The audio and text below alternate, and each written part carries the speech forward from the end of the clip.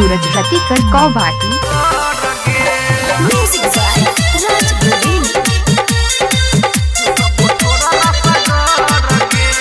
देखा देखा कलो भाबै छे छौरी कहियो तू नहीं चिखाबै छे छौरी कुछ बोले क्या? देखा देखा कलो भाबै छे छौरी कहियो नहीं तू चिखाबै छे छौरी करबौआ बन सबर के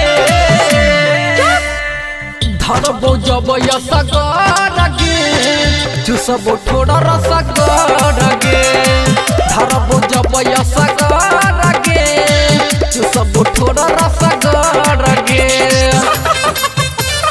राज रिकॉर्डिंग स्टूडियो रामपट्टी।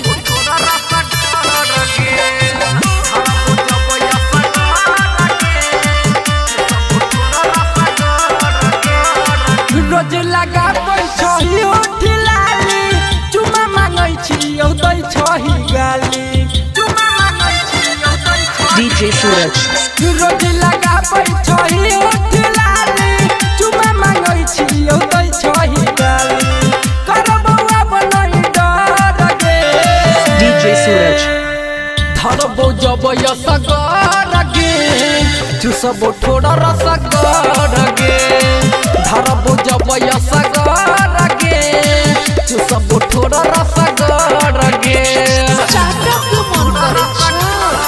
डीजे सूरज रतिकर कौवाटी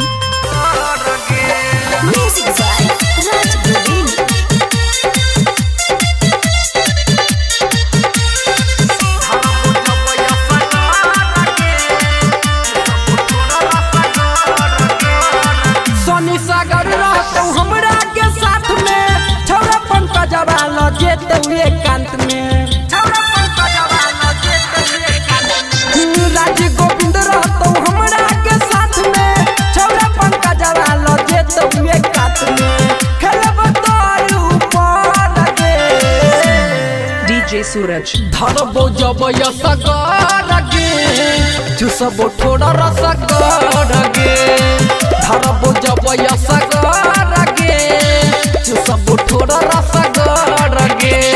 राज रिकॉर्डिंग स्टूडियो रामपट्टी।